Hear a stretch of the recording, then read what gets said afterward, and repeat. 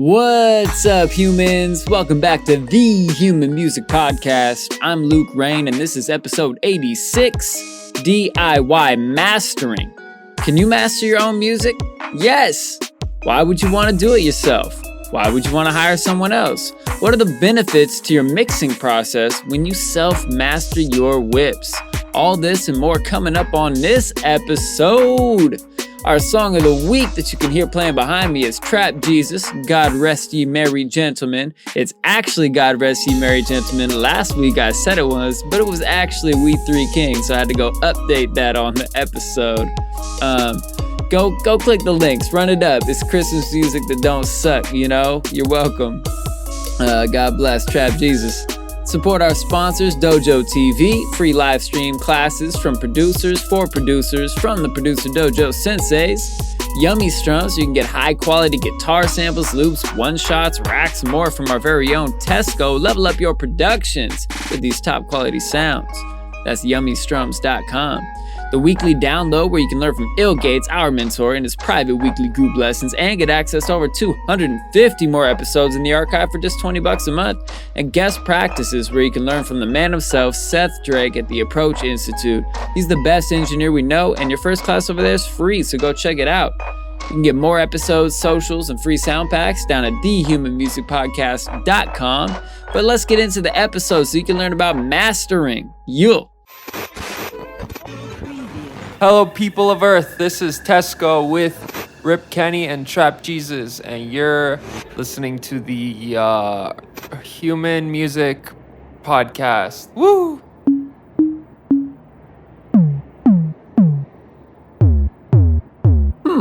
Human Music Podcast. I like it. What's up, humans? Welcome back. Ow, ow, ow, ow. Hell yeah. We back. I like it. And then we'll make that mad loud by ourselves, because today we're talking about DIY mastering. What's up, bitches? Woo. Make it smack. Yeah. Smack, crackle, and not pop. Hopefully not pop. Yeah, less crackle, less pop, a lot of slap. But yeah, DIY mastering. You know, a lot of people I think are like really intimidated because mastering sounds like you got to be a master to do that shit. And you know, let's be honest. Like actual mastering is done in like an extremely perfect room. If you pay somebody a lot of money to go do this, they have like a bunch of really expensive gear. They have a crazy dope room. They have a bunch of outboard gear probably that they're running your shit through. And that's awesome. If you want to do that, go for it. Rock on. I'm not stopping you. But all the rest of the times, you can totally make your song loud all by yourself. And you can do it very efficiently and cheaply. And there's a lot of good reasons to do that. So let's start out with like, what are the benefits of learning how to master your own shit that you guys have found? I'll tell you what, when you said that we were going to talk about this, I was like, I have three things right off the bat, which is why now, after sending my tracks to get mastered for the prior 6 years, well, not like the first 4, but like for a good bit, I was sending my tracks to get mastered because I thought it was super important. The reason now I don't anymore, reason number one, you can fix stuff as you go. The thing about sending it off to someone that then makes it loud, they have to naturally make choices that may benefit one part of the song and degrade another, right? Because they don't have the ability to go back and tweak stuff, right? Like once you make stuff loud, then you're like, oh wow, that thing is poking out, that vocal sibilance there. And then you, at least for me right now, my computer can handle like a light mix into a full master bus with everything bounced. And like, I can go back and just like chop stuff, turn stuff down, you know, put soothe on something. Like the ability to do that ends up, I feel like, allowing me to get it more like what I want it to sound like in the end. rather than someone else kind of taking the reins and deciding those last 10% stuff for me. So that's the first thing, that you can fix stuff before you get the final copy, right? Reason number 2, schedule. If you want to keep a consistent release schedule, it is so hard to work through the steps of, like, especially if you do have something that you need to change, the mastering engineer sends it back and you thought you had your timeline all worked out, and then that thing that he told you to fix ends up being the thing that, like, you can't fix because there's like a unsolvable issue between two elements. Like, we've all had that. Like, you can't, like, this one thing that you just like can't fix, and they're like, well, I can't do this if this is like this. And then that completely fucks up your entire release schedule, because then you're behind, and then you're like, well, should I do this track? And that track's not sent to mastering yet. So if you want to be able to release all your own shit, you can spend the extra time to grind it out and do this thing. You're not on someone else's schedule. If you're self-releasing, obviously through your own distribution channels, I use DistroKid, works great. You're able to actually keep a consistent timeline, that there's no hangups. For me, it's the only thing that I outsource is artwork. And that is something that's really easy to send them, like, the rough copy once you have that, and have them working on it 3 months ahead of time. And so you can keep your own consistent schedule. And then really the last thing is that you, over the course of your career, if you are not sending it to a mastering engineer, save a lot of money, and you can put that money into other stuff, like artwork or advertising budget. Like that money adds up big time. And for something like mastering, where, like, if you've done a good mix, mastering the song is truthfully not that hard. You can put that money to where it's going to get you more leverage for your dollars, right? So for me, those are the main reasons that I still, that I decide to master my own stuff. So to recap, you get to save money that you can put towards other parts of your music release, which is very helpful. You get to keep your own schedule because you're doing it yourself, which is awesome. And I think maybe like the biggest one is, every time you put those limiters and plugins on your own track and turn that shit up loud, it highlights areas of your mix that aren't working. And if you only give a 2-track to a mastering engineer, like you said, they've got to, like, take that approach of the lesser of two evils. Well, I can either make this sound the best or this sound the best when these two things are clashing. But if you're doing it on your own mix and you hear those two things clashing, you can just turn the mastering off, or leave it on even, and, like, massage these elements till they fit better. And I've actually heard exactly that from people that master, that said, like, my biggest job is giving pushback on the mix. Like, if I get a perfect mix as a mastering engineer, rock on, this sounds great, make it loud, sweeten it up, send it back. If it's messed up to the point where I shouldn't be touching it yet, I can give them notes and send it back and be like, yeah, but the vocal and this guitar are really clashing, so I think you should prioritize one over the other, and edit that in the mix before you have me do a final version. And the funny part too is that, like, the person that submits a perfect mix definitely has mastered their own stuff, knows what the fuck they're doing, could master their own stuff if you want to. The level of knowledge that it takes to achieve a perfect mix is greater than it is to achieve a perfect master, in my mind. Like, kind of agree.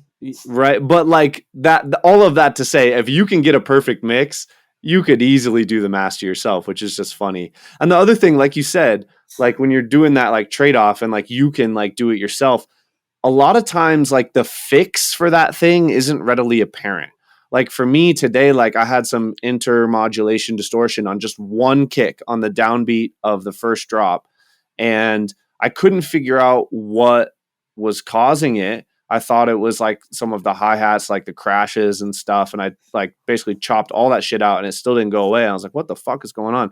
I eventually just had to make the kick, like, 10 milliseconds shorter on the end of it. And And that took me like an hour to figure out. And like trying 10 different things, like, is it this? Is it this? Is it this? And if you're not the one running it through the chain, like, say you tried 10 different things, the first 9, assume you're sending that back and forth to someone, like, did this fix it? Did this fix it? That will break your spirit. That will completely destroy you. And maybe theirs too. They might get sick of working with you by that point. Definitely that. What you got, Tesko? Man, yeah, I think definitely everything you said, Evan, is spot on as far as benefits for doing it yourself. All that being said, I can't wait one day to be able to work on a big budget project and be able to hire that out to somebody, because I definitely think the more ears and hands you can get on a project, the better it's going to turn out, as long as everybody knows what they're doing. And I think mastering, a huge part of that is after you've invested all that time in the track already, is, you kind of can't objectively listen to it anymore, and being able to just send it out to somebody and be like, put the last finishing touches on it, just nudge that last 10% into place that I've lost the objectivity on, is absolutely priceless, especially if you're doing like an EP or an album, to really tie things together.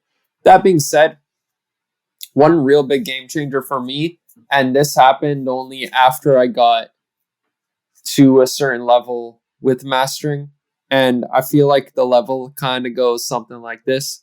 Watch your first couple tutorials, get a first limiter, think that you can just slap it on everything and that's a master. Then you actually take the advice to heart of a master chain depends on the context of the song.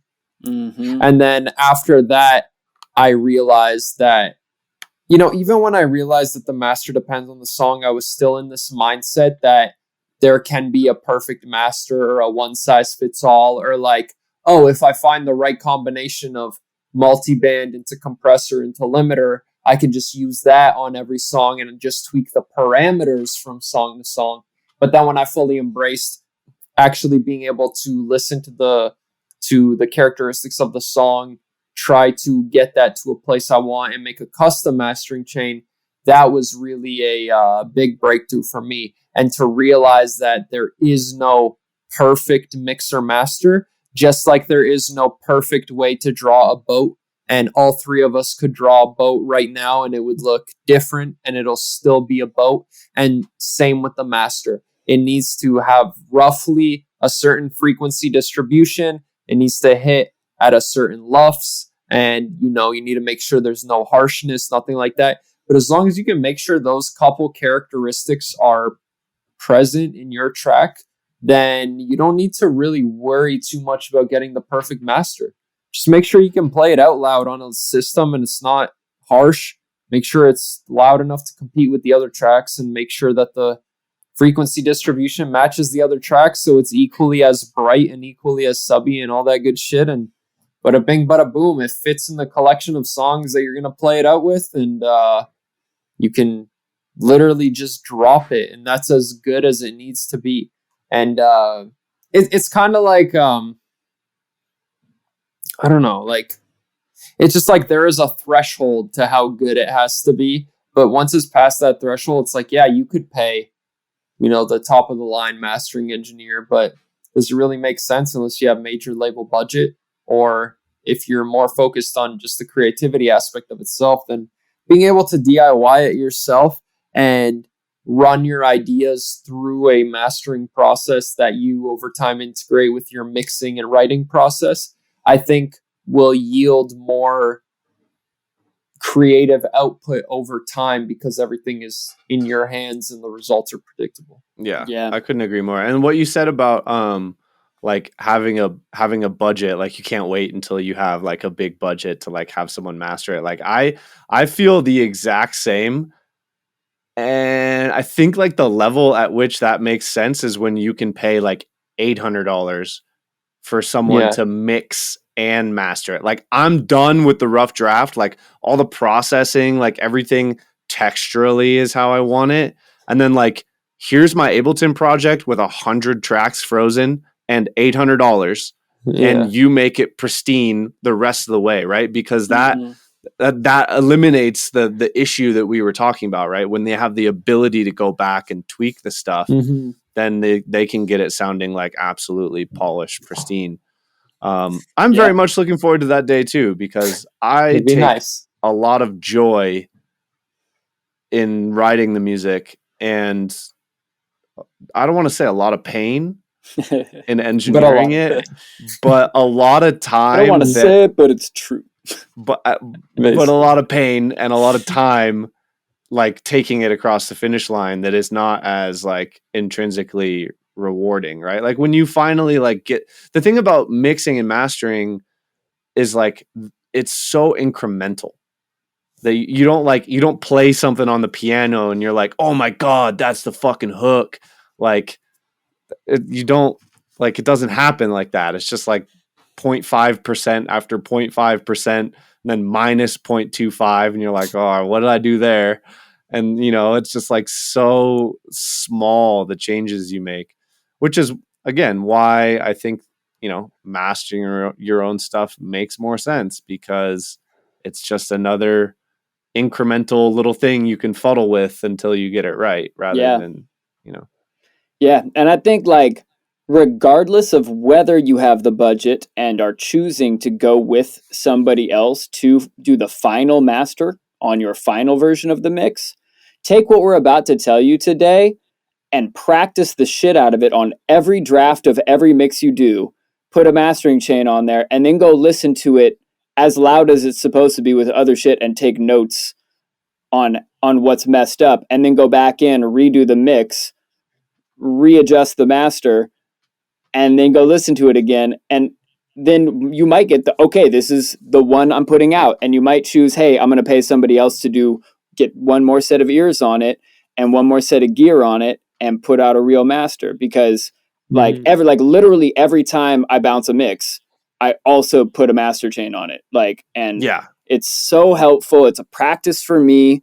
It shows me, it gets it loud so I can actually accurately reference against real songs that I want to hear it against, my other songs that I'm also working on, and then I can get it at a level so where I can like listen to it in my earbuds without it being quiet as shit, or listen to it in my car. And like we said, and this cannot be stressed enough, when you run your shit through your mastering chain and make it as loud as you want it, all of the imbalances will jump right out at you that wouldn't have if you had left it quiet. Like that compression and limiting will absolutely show you so many problems in your mix, which is like maybe like the best way possible to learn about mixing. Yeah. Like exactly what you said. Like every time I bounce a mix, I just slap this master chain on that I've been using for years. And it's not even the final master chain that I use nowadays. I use like a different chain, but this chain that I've been using for so many years, like I know I have a utility at the start, and I know if I mess with the volume until it hits the first glue compressor at 2 dBs of gain reduction, that it's going to hit the rest of the chain at roughly the same volume, and it always ends up somewhere between 6 and 8 LUFS. And so and I know that the way it sounds, right? So if something sticks out in comparison on the rough mix with this same master chain on, like the stuff that I need to fix in the mix, and then when it comes time to do the master, is like super readily apparent. And I can trust it, right? Because I know it's not like some custom chain that might be doing this thing or that. Like, no, it's the same as all the other ones. So, but yeah. All right. Well, with that all being explained, why you would want to do your own mastering, all the benefits for it, and also why you might not want to do your final master, let's each talk about what our process is. What steps do you each go through? Who wants to go first? I went first the first time, so I think it's... Yeah. All right, Tesko, what's your master chain, buddy? Well, give me your secrets. Again, the master really depends on the context, and I know a lot of people are going to hate that answer. Like 5 years ago, me would have definitely hated that answer. No, give me the one thing that fixes everything always. Sausage fattener. And OTT. Up to 100%. Yeah, 5 of them each. Really, my mastering process goes something like getting my mix as good as it could possibly be. Amen. While I'm still in that tunnel vision state. I typically won't refer to a reference or anything, but I will just try and get the mix from all the experience and knowledge and everything I have and within my environment or whatever. I'll just get it to sound good with that. I'll make sure my leveling is right, and I'll make sure that the mix is clean to me right off the bat there. Then I get some kind of basic compression going on the master, and I might even get this towards the end of the track just to kind of get a glued relationship between the sounds. Especially like when my kick and 808 or my kick and sub hit, I really want to feel how that hits off of the master and gets that kind of like overblown kind of feeling to an extent. I want to dial that in essentially, because you don't accurately get that without a stage of that on the master, right? Mm-hmm. So if I'm comparing my tracks to some masters, to some master tracks, I want to have a bit of that on mine. So I'm going to get a bit of compression going. Then I'm going to throw Voxengo span on my master, and I'm going to get 2, 3, 4 reference tracks. The more the better, really, but at least 2 reference tracks. And I'm going to route them into span. And then I'm going to listen to the tracks on the channels. And I'm just going to get the tracks roughly ear-wise to be like the same loudness. So typically turning down the mastered reference tracks to match the average loudness of my track. Then I run it through span and I map the frequency distributions of my track against my reference tracks while I put a master EQ after that first compressor and before span. And I try to match my master of my track with an EQ to my reference tracks. And the benefit of having multiple is if your track falls somewhere in between all of those, then you know that it'll work, right? Because it's not going to perfectly match. Yeah, it'll just make it look like a boat. Yeah. So I'll put that EQ on my master, and I'll find any areas where there's too much buildup of frequency or too little frequency, and I'll either take out or boost those respectively. Then that EQ on my master gives me a lot of perspective on what I need to go back into my mix and change. So for example, if I'm lacking high end, instead of keeping that EQ on my master, I turn it off and then I go back into my mix. I turn up the hi-hats, I boost the high end of the vocals. Maybe, in the bass region, there was an area where it built up too much. So maybe I could roll up the synths a little higher on the high pass filter, maybe take out a little resonance on the bass, and then maybe mix the kick a little louder or something, right? Like something to clean up that area of the mix. And to get it to match the reference tracks closer. Exactly. Yeah. So it's like I use that EQ just to kind of match my track roughly to the others and see what would this sound like with a different frequency distribution. Then I go back into the mix and I take that EQ off, and then I actually apply that to the individual elements to get me the same result that the EQ is doing. Then I go in and I use mastering the mix levels, and that's my plugin for checking my LUFS, my dynamic range, my stereo width, those couple of mastering things. So I'll throw that on, and I'll just make sure I hit my integrated LUFS, and then I'll typically run it into something like Ozone, where at that point I'm really just getting some loudness, maybe taking a look at my stereo, seeing if I could spread it out a teensy bit more, and maybe sometimes doing some multi-band compression across my master. But yeah, honestly, it's soothe, of course, on the master as well. Like, wait, definitely really? You put soothe on the master? Of course. What settings? You could go through all the mastering presets, but I do something really, really, really subtle with emphasis towards the 3/4K and the 7K area. Okay. And I've gotten comments on how smooth my masters sound from the last couple clients that have rolled through the studio. So it's been a process that's really been working for me. And I think I was actually kind of thinking about that today. I bounced out what I was thinking was the final version of a mix, but I wanted to like let it sit for a little while and listen to it, later tonight with fresh ears. And I was kind of thinking, man, there's still like a little bit of harshness in that high mids. And I was thinking, wonder what Soothe would do on a master. He's like a really subtle setting. So it's super dope. Perfect synchronicity to hear you say that today. I'm going to go try that. Sick. That's actually so funny. Today, I was literally mastering a song to the first single for the album, and I was like thinking about putting Soothe on the master, and I just have this like unwritten rule in my head. It's like, nah, you can't. Put There's Soothe a whole on, section in right? Soothe for mastering. That makes a lot of sense. Of course, and that doesn't surprise me at all. But like in my head, I'm like, that's too much of a blanket fix. It's like throwing a baggy seat cover in your car to cover up the stain that you made, rather than just clean the stain off. The last thing I was gonna say is,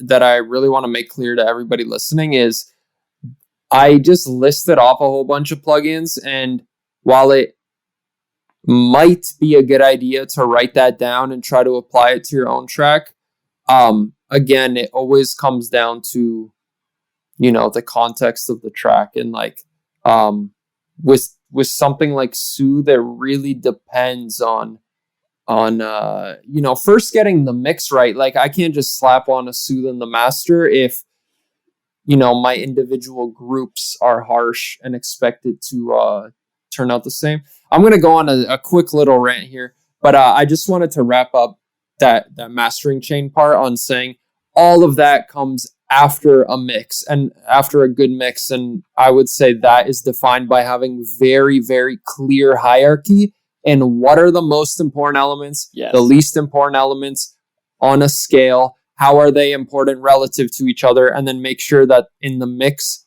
they are more or less clear relative to their importance. Amen. Then go to the master. Sometimes taking a background element and like smearing it with some like reverb and filtering it out and turning it way down is the best thing you can do to it. Because then you get like the thought of that without it being like, yeah, but pay attention to me instead of that fucking lead bass you spent so much time on.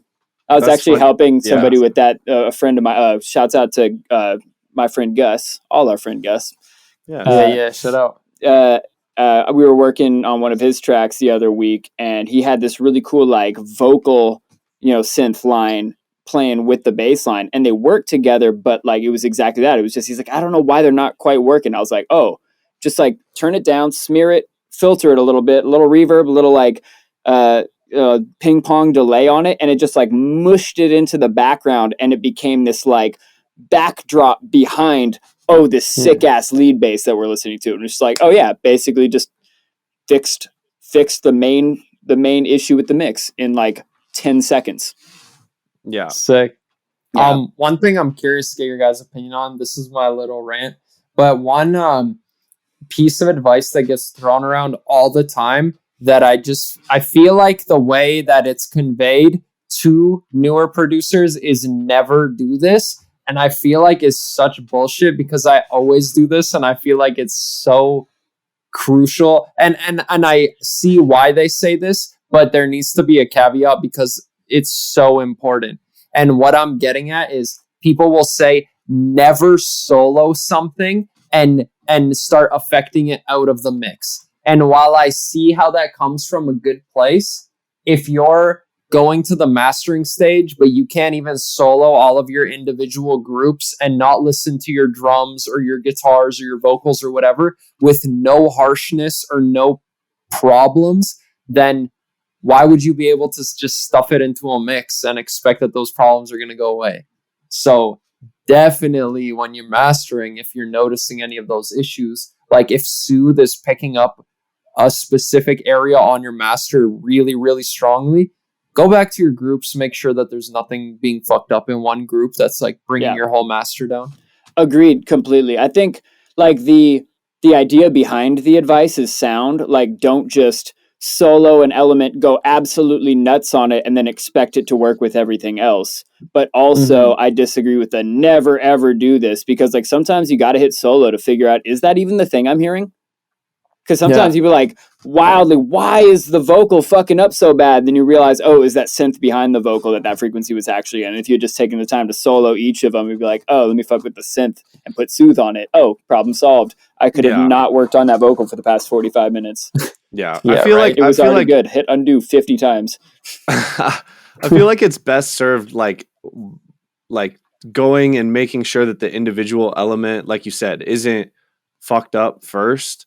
And then when you're trying to figure out why in the mix there's this buildup in this one region, or like between like the vocals and the bass are clashing, then like playing those two things at the same time, and like sometimes it's not readily apparent what is actually causing the issue, and then actually taking an EQ and just like moving it around and like figuring out using your ears rather than like looking on the vocal and being like, oh, the vocal sits at 1K, and then, oh, the bass has this little thing at 1K. That must be it, right? Like, could be. It could be. You're not going to know for sure, though. You got to trust your ears. And once you start like moving stuff around when you're playing those two elements together, that's when playing stuff together and EQing makes more sense, because you'll find that spot more naturally by trusting your ears with the two things playing. But like actually, like you exactly said. That though, like on House of Kush YouTube, I watched a video that was exactly about that. Like, make sure these two things work together. Make sure like solo the drum group and the bass group and make them work together. And be like, okay, that's dope. Now turn off the drums and turn on the leads group. And like make sure those are working together. Okay, cool, that's lit. And then make sure the leads and the vocal are working together. Because sometimes when there's like 45 things playing, it's really hard to figure it out. But if you just got these two basic groups playing together, it's really way more simple. And then you can start, okay, now I got each of these, you know, I've got like 4 or 5 main groups in my track. Here's these two working together, these two. And now let's try 3, drums, bass, and leads. Drums, bass, and vocals. Okay, cool, that all works. What about all 4 now? Okay, cool, now turn the hi-hats back on. Okay, now that's working too, and the effects in the background. All right, now we can master. Yeah, 100%.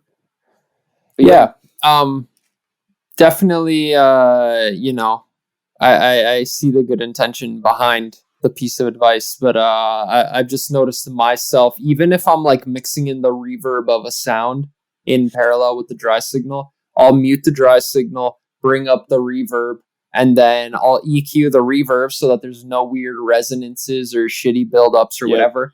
And then I'll sync it back into the mix and further EQ it and take out any additional stuff. But the way I see it is like, if it sounds shit right off the bat, then I'm not even in the stage of putting it in the mix yet. I'm first in the stage of refining this, and then I'm thinking in the context of the mix, do I need to take out even more from here? I'm going to sprinkle a caveat on top of that as well, is that those two elements, the first time you fucking put them in, sounded good enough that you're like, okay, yeah, like I can massage these into place, but like you're not like, I want to make this clear, you're not putting an element in and then like it's not going to work with the rest of the shit, and then you solo it and try and fix it and then blend it together. Like that doesn't work. Like before you break out the fine tools like Tesko is talking about, the sounds have to be close enough that you know they're going to work already, playing in registers that work with each other and all that stuff. So also keep that in mind, because that's honestly like before mix, like obviously before master, like all that shit, like we've talked about, the easiest mix, the best sounding mix and master you'll ever do is also the easiest, because the elements you started with were right to begin with. If the shit's really not working and you cannot lightly massage it into place, think about replacing the sound or turning off your entire chain and trying to figure out why you started with the sound in the first place. Yeah, if you're giving it one of those massages with your whole elbow, putting your whole body weight on it is probably too aggressive. When you've got a Pro Q that has like 12 nodes doing crazy shit, and then you got another thing after it trying to fix some of that shit, and your plug-in chain just looks like Frankenstein at some point. Like plug-in Chainkenstein? It's just not going to happen. I hate to tell you this, that shit ain't gonna work. Yeah. But sometimes you got to touch that hot stove to learn that lesson. What you It's gonna do? true. Oh, you can't But learn that without touching the hot stove. Let's make sure to bring it back around before we run out of episode time here to plug in chains on the master and like our processes. So yeah, okay. I'll go. Yeah, go for it, please. So mine is a glue compressor at the start with a utility in front of it so I can adjust the input gain. And the glue compressor is like just the most gentle settings, like 30 millisecond attack, 0.1 release. Yeah, slow attack, fast release, generally compressor settings on mastering. You don't want to fuck your transients. Yeah. And if you're going to do aggressive compression, do it in parallel. But yeah, I generally don't do aggressive compression on the master. But that being said, so yeah, first glue compressor, 2 dBs of gain reduction to just kind of like glue it together a little bit. Then a fab, I think I use a fab filter. I mean, any natural phase EQ, the Ableton stock EQ is natural phase. So I use that to cut the lows, like the super lows, like 26 hertz and below, because that's stuff that just creates heat on a speaker system because it can't be recreated anyways. And like the super highs at like 18K, I roll off just because it's the same thing. If like you can't hear it, like you don't need it. And that roll off also will benefit you in the next EQ, which I'll get to. But the one important thing to note here, I used to use a linear phase EQ as the one to like take stuff out. But when I learned about what it does to your transients, I realized a linear phase EQ, even though it's more phase coherent in everything, like the fact that it smushes your transients and takes weight out of your transients means that it's not necessarily the best choice for a master. And so, yeah, and then on that EQ, I'll have like maybe some other slight correction stuff. And then after that, then I'll have a I guess in Fab Filter, it's no latency or non-latency, which is basically zero latency is what it's called. Zero latency. Yep. Yeah, there you go. And that has more of a, right. It has more of a focal shift difference to it. So I'll use that to like boost up like a high shelf, like super high at like 14 or 15. Which, and it depends on like all these settings, like don't copy these, like use your ears. But this is what I do. And so depending on the track, like I'll boost up however much it needs to like not be blown out in the highs, but have like that clear definition. And then normally in the EQ before this, I've had to take out like some harshness between 2 and 5. And so I'll do like a little boost somewhere where like the presence of the track sits. Like if there's a vocal, like find where like the vocal, like just the meat of the intelligibility lands. Sometimes it's 3K, sometimes it's 4K, sometimes it's 2.5. And so, yeah, those two EQs. And then multiband, I just use Fab Filter Pro MB to kind of like just tuck stuff together and make sure like different elements and different frequency spectrums are like really glued together and playing nice with each other. And I also use that Pro MB to kind of further shape the tonal balance of the track. And then after that, we go into an Ozone. I think Ozone 5 is the one that I have. And in there, I do... It's throwback. Yeah, right. Mid-side multiband saturation. And so I just like literally solo each of the 4 bands in the mids and the sides. And I just go like, how much is too much? Okay, cool. And then pull it back to where I hear all of that go away. And I'm like, okay, cool. Go on to the next band. How much is too much? Pull it back until it's reasonable. And then obviously after you're done with all 8 bands, I normally don't. I don't think I ever have saturated the side band on the super lows. So like 100 hertz and below, like I don't saturate the side band there. But after that, I also use the Ozone 5 for stereo imaging. So basically The everything besides the super lows, I will like find how much width makes sense to add, if any. And then after that, everyone's favorite plugin, sausage fattener. You actually? this is not 1%? this is not a joke. I put sausage fattener on my master Oh, yes. at 1%. I remember this.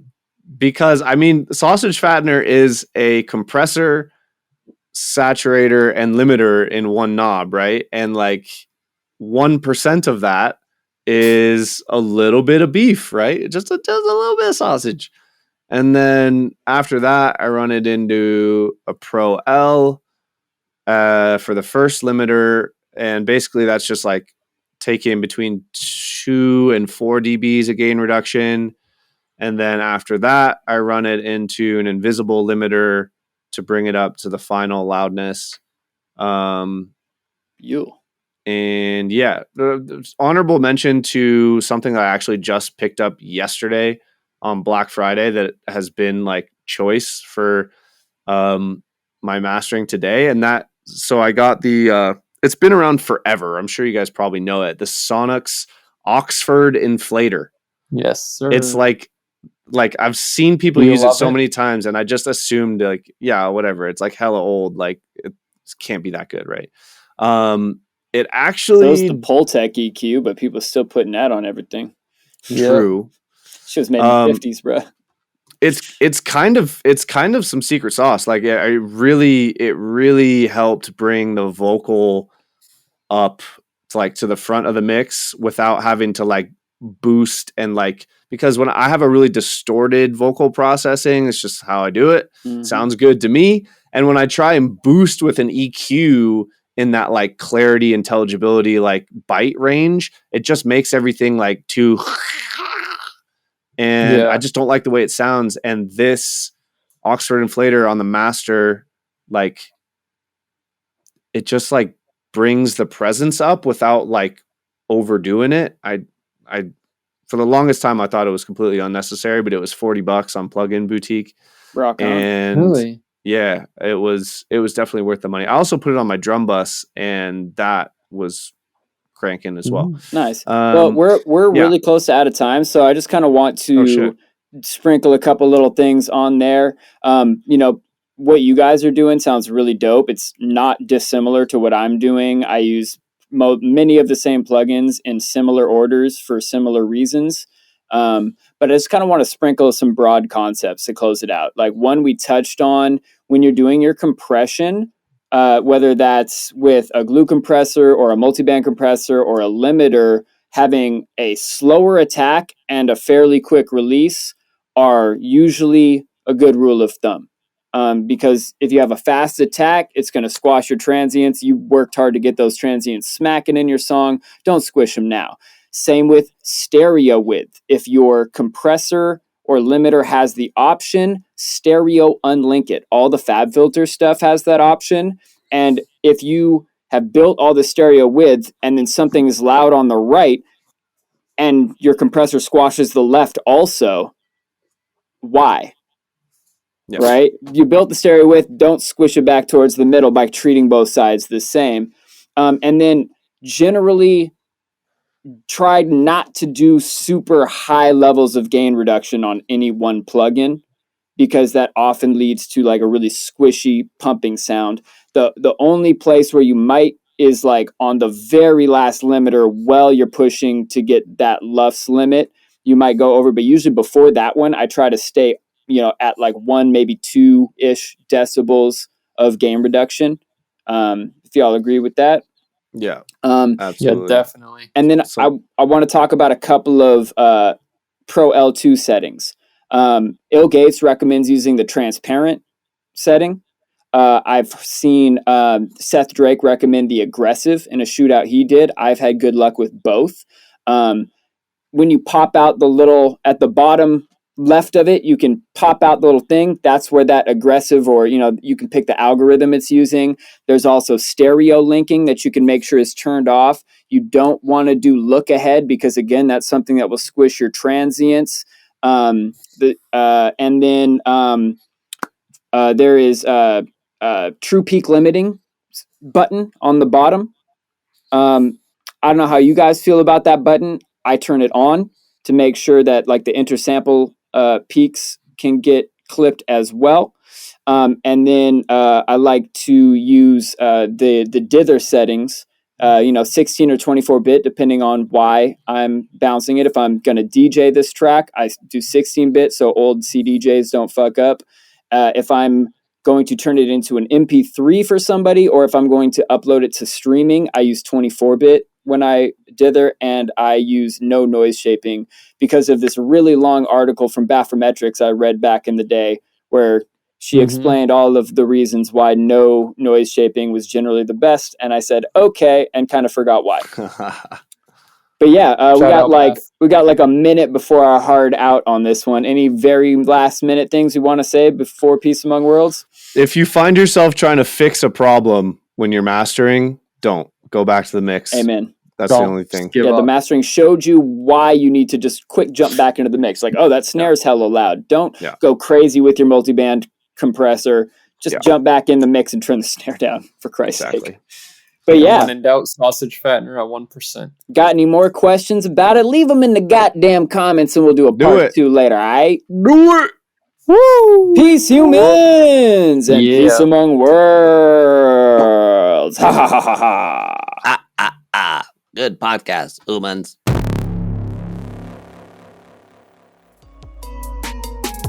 All right. Thank you so much, humans. Appreciate y'all being here. Again, I'm Luke Rain. You can follow me at Luke Rain Music or at What Would Trap Jesus Do.